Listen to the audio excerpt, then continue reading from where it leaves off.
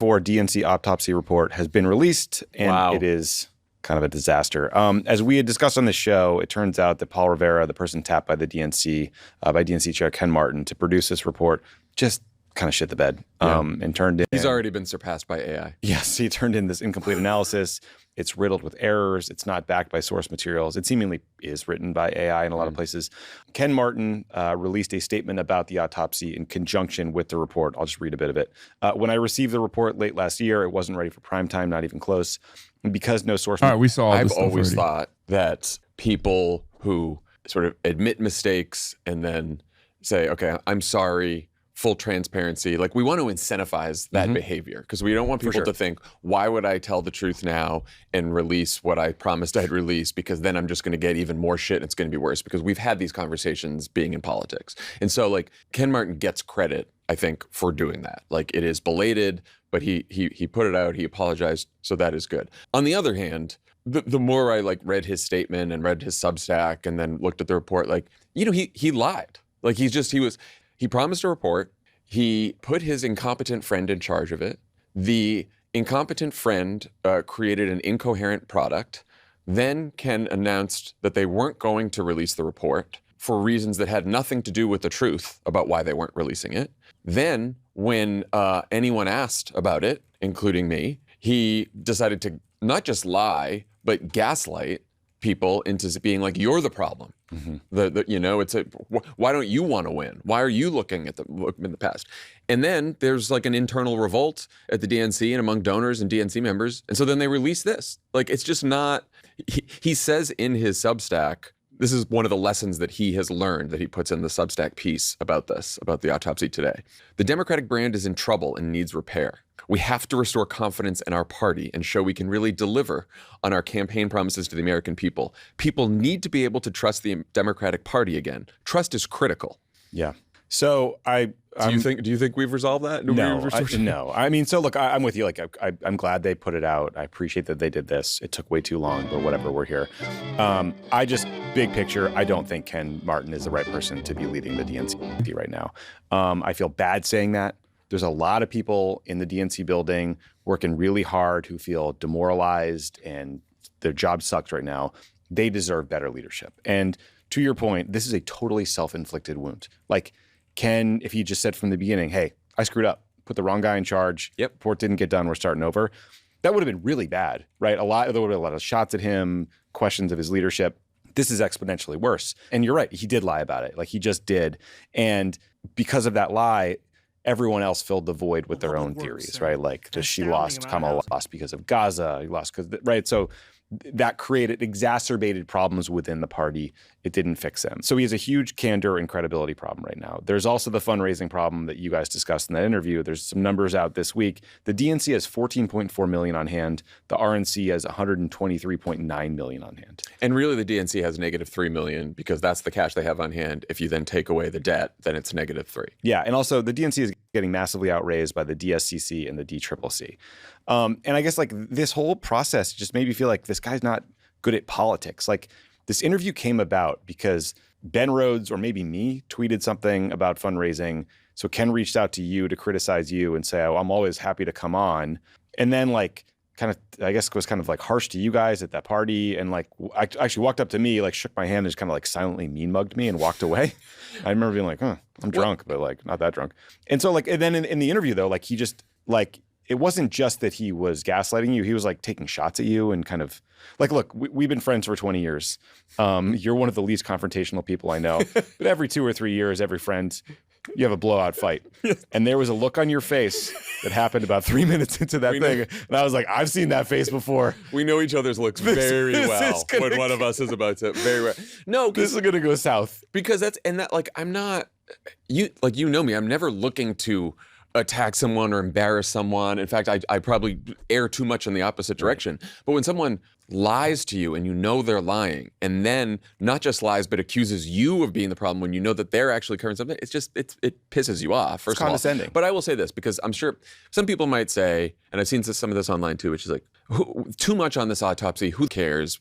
If this was just a What's crazy about this is there are some people on the internet that genuinely despise any sort of criticism that the DNC receives, and I don't know where they're coming from, but like people are so mad at the Pod Johns for even calling into question Ken Martin. I saw someone be like, oh, these guys don't do anything. Like they don't actually yell at anyone. They don't yell at any of the leftists when they should be just like screaming about anti-Semitism at people like myself. And instead they just like yell at Ken Martin. It's like, dude, if it's team sports, you want your team to get better. It's not team sports. It's obviously much more important than team sports. But like, even if it is team sports, you have to review the tape to make sure you don't make the same mistakes. You lost. One-off mistake by Ken Martin, and that was it. And it's a pretty big mistake. That would be one thing. From everyone we've talked to inside the DNC, outside the DNC members, fundraisers, donors, all these people, this is indicative of a larger problem with how Ken has operated, which is that he is defensive, insular, is not transparent about a lot of things, does not have good communication with other people in the party. He's got his crew of people that he brought in there, and he talks to them and doesn't talk to a lot of other people. And I think that the credibility problem, yes, the autopsy is the most glaring example of it, but it goes beyond that. You mentioned the fundraising thing. And look, this is not a Democratic Party writ large problem. If you look at the April fundraising reports, and this has been true for the whole last year, NRCC barely outraises the DCCC, NRSC barely outraises the DSCC, and then the difference between the RNC and the DNC is just massive. Yeah. Massive. So it's not the other party committees that are the problem, because if it was a wider Democratic Party problem, we'd see that in the DS and the DCCC. And I think I don't have the numbers in front of you, but I think the DS did like 2x what the DNC did, and the DCCC maybe did 3 or 4x, right? So they're raising a lot of money over there. Yeah, and look, again, I'm not being critical because this person was kind of like prickly and rude to my friend. Like, who gives a shit? Be prickly and rude to us. Yeah. Right? It made it a more interesting interview. Fine. But I think it's indicative of just like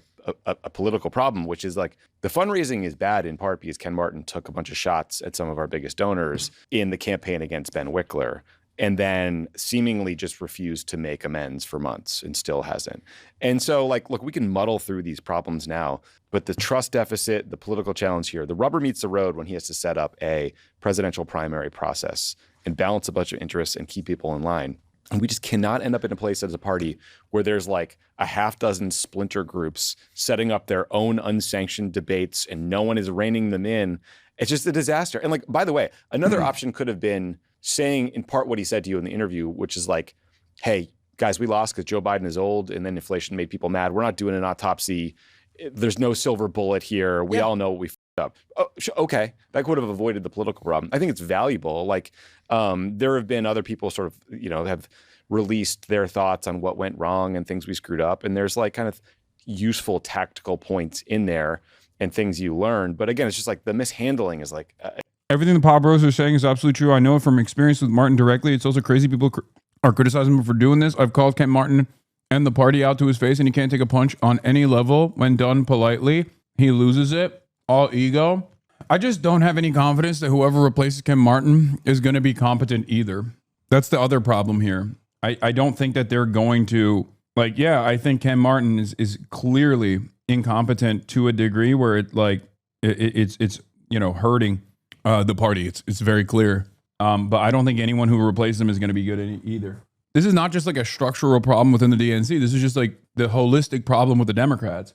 They're predisposed with business as usual politics. That's also lined their pockets up. It's their entire worldview. They love seniority. It's a major issue at every level. Not only are they incompetent, though, they're also not very good at, they're also somewhat corrupt, or rather ideologically predisposed. It's not confidence inspiring. It's also, there's a pattern among the establishment of the Democratic Party for the last several years where when the online grassroots noise gets really loud, the response is, these people don't know what they're talking about. They're just, crazy lefties or libs or whiny people online, and we know best because we have the right information and we do this for a living, and so fuck you people, right? In no uncertain terms.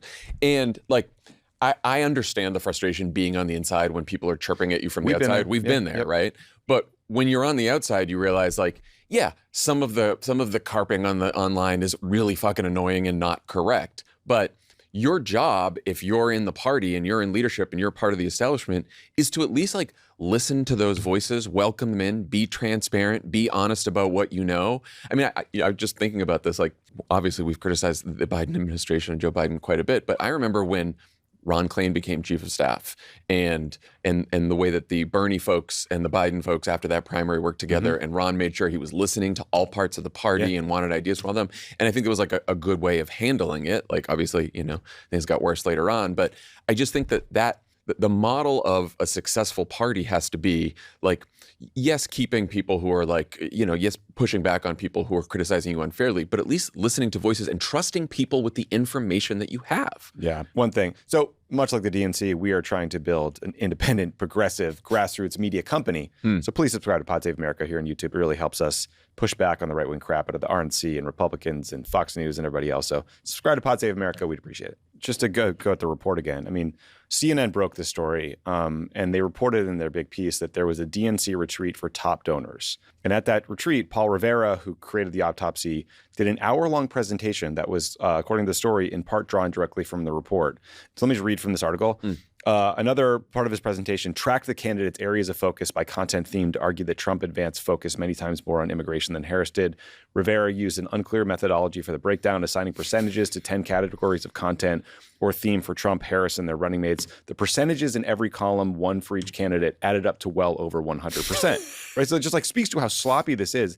And again, it's like, okay, if this report was so bad that you just released the statement saying you could, quote, not in good faith put the DNC stamp of approval on it, why did you let this individual present some of the findings to your biggest donors when you have this huge fundraising problem, right? Not only that, Tommy, in the CNN report. Perhaps the answer to that question also is the same reason why Third Way and other centrist think tanks instantly said, see, this is a wonderful report. It proves everything that we were saying already. It's because this report was not designed to accurately look at the failures of the Democratic Party. It was to soothe the corporate donors. It was to tell them we're not straying away from our priors. We are not changing course. We are 100% locked in. Here's proof as to why we must maintain the same business as usual politics. Look at that. Would you be surprised to find out that we actually did everything right? We actually followed all of your highest priorities, being corporate friendly, and not really focusing too much on inflation, because who gives a fuck about the poors, and that Biden's age wasn't even that big of a deal. That's it. It says that Paul Rivera has been seen recently still hanging around the DNC, which has demoralized the staffers because they know that he was the guy who fucked up the whole autopsy. Right. So not only did you put this friend in charge of this, he's still there. And he hadn't worked on a presidential campaign since John Kerry in 2004. It's like, look, honestly, I'm washed. I haven't worked on a presidential campaign since 2008. Don't put me in charge of the autopsy. Right. What really says it all is the conclusion. If you go through all the 152 pages of the report, which I have not, but you go to the end and it says conclusion, and then it's blank. And then the DNC annotation is, this section was not provided by the author. TK. Yeah, it's not great. And there's I don't want to go belabor this too much, but the list of people they didn't talk to is just crazy. It's like top Biden administration officials. Prem Thacker at Zateo News pointed out that the DNC autopsy is 192 pages. There's zero mentions of the word Israel, Palestine, or Gaza. Not even examining the impact of that issue on the results is crazy. So anyway, let's just watch a clip from your conversation with Ken Martin about this a few weeks ago, in case folks didn't watch it, and just to sort of understand where we're coming through on some of this frustration. Why not release the full report? What's in the report that you wouldn't want? Well, first off, they can't have a full autopsy, because if they were to conduct the full autopsy, they would have to rewrite everything that the party stands for. It's literally that simple. Elections are basically a scam. Yes, Chatter. The way that the system works in this country is basically, it's kind of like a multi-level marketing scheme almost. Like it's a pyramid scheme. It's a scam. It's not real. That's why I say all the time that the Democratic Party is not a real party. It's not a real political party. There have been very few instances where they've behaved like a real political party, like a real political organization, like when they swapped out Biden. But even then they did it in the most stupidest ways possible.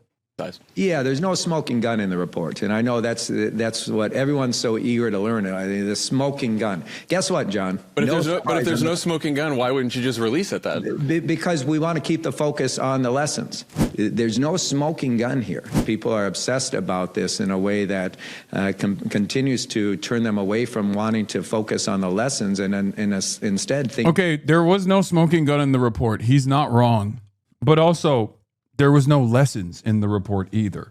Thinking that there's some sort of smoking gun in here that's going to give them the one single reason that Kamala Harris lost the election, or the one single thing that we should have done differently that's going to actually help us win in the future. I don't know about you, John, but I don't have a time machine. I don't think you do. No one does, so we can't change what happened in 24. When you were on the campaign trail and you talked about definitely releasing an autopsy and criticized the DNC for not releasing an autopsy in 2016, in your mind, you thought, I'm going to do one, but only release certain lessons and not the full report?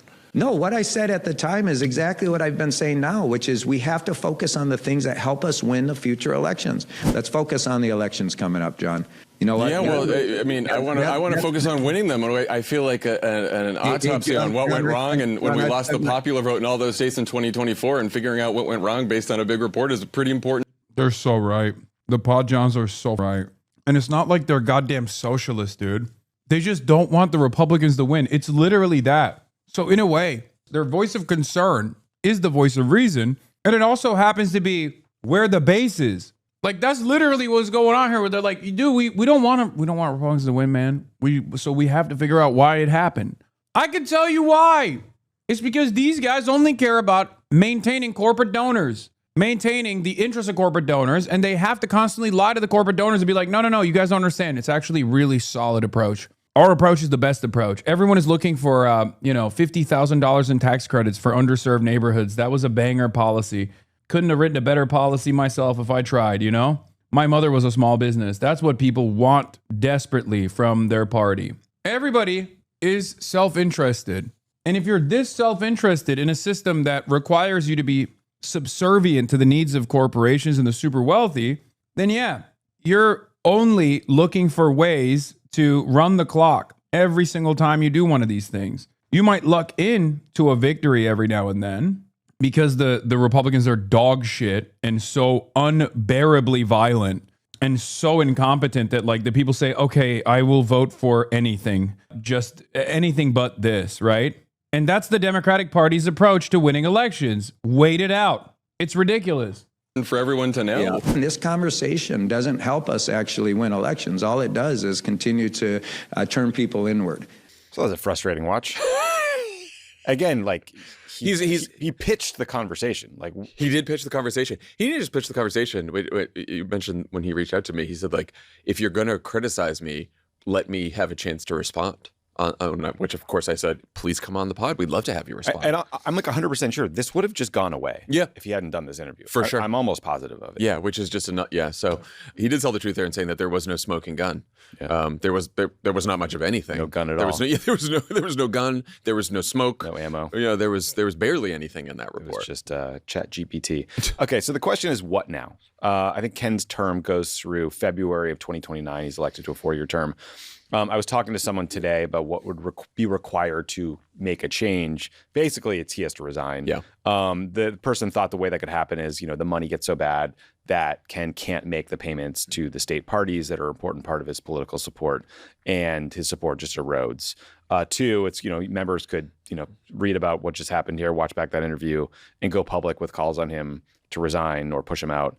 The party's elected leaders, Chuck Schumer, Hakeem Jeffries in particular, could decide that this is too big of a distraction and there needs to be a change. And then there's a separate question that we should talk about in a minute about who comes next. But I don't know. It's just like I fear that the status quo ante could hold here because you have all these state party chairs who are getting checks. And it's like, is that money worth it, guys? Like, money is so tight right now for the party. Can't we think about the greater good for the party if you're like not in a swing state but still want your $20,000 a month or whatever? Yeah, I think you're right that the story now moves to the money, because I think that I don't imagine him resigning over this autopsy kerfuffle. I think it could be an inciting incident. Yeah. But if after that interview, what most people in the know told me, and I know told you, is that the real problem has been the money, and not just the raising the money, but the management of the money at the DNC. And, again, they always have a talking point response to everything. It's like, well, then you don't care about state parties and you don't want to invest. Like, yes, we want to invest in state parties. 50-state strategy. Love it. Important. Right. State parties have been underfunded. It's great that you're going to fund them again. Fine. You can't fund state parties if you don't have the money to fund the state parties. Right. Like, I am sympathetic to the argument that, like, hey, guys, the point of the DNC is not to raise money for the sake of raising money. No. It's to This is where I disagree vehemently with the Paw Johns. Even if it doesn't work, you should still do it. Just because I think it's funny. That's my assessment. The American Mao will come from Guam. And Ken Martin is the true revolutionary visionary who understands that. And he's working tirelessly for a ceasefire between the Paw Johns and Guam. I'm just saying, these guys don't get it. These guys don't understand it. The American Mao is right now living in Guam, but he hasn't been unlocked yet. invest it and win elections. Absolutely right. But it's up but you can't spend recklessly when you're in debt. Like, what's going to happen? What happens when we can't pay for stuff in Pennsylvania in the next cycle? They asked CNN asked Brian Schatz about what he thought about this in the DNC, how it was handled. He said poorly. Keeping it private gave the implication that they were hiding something. Yeah, it sure did. So I think there's kind of two, if he does resign, I think there are two options for the kind of person that could step in. Basically, it'd be a 6-month job, right? Like this, you are a placeholder. You're trying to get the thing back on track, get the fundraising back until there is a presidential nominee who will install their own person. I think the first bucket is kind of like a big name. Names that have been floated to me this morning include Terry McAuliffe, Governor Gretchen Whitmer, John Tester. And then there's like a separate bucket that's like more of an operative type behind the scenes. Some names like Roger Lau, our buddy Adisu Demisi, Faz Shakir. I'm sure all of them will hate me for floating their names here. Plouffe. David Plouffe. You do need, and it's tough because you need Rahm Emanuel.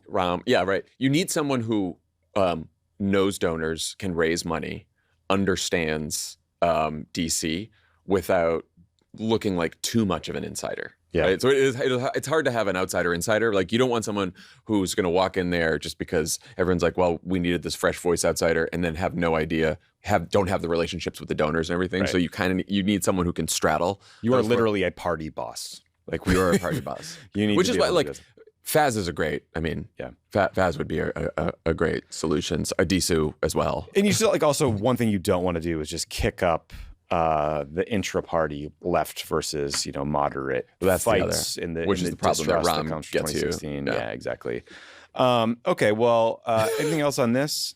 I mean, it's kind of shocking. It's not much like what Trump does every day. It is not surprising, but it is a shocking level of incompetence. Yeah, it was really quite poorly handled. It really sucks for all the people who work at the DNC who are just doing their best and trying to help us build a grassroots movement, help us win elections. And we say this about politics all the time. Per Axios, they made a revision and deleted it. Super secret DNC autopsy. We listened to Longwell, bro. Ain't no way. It's true.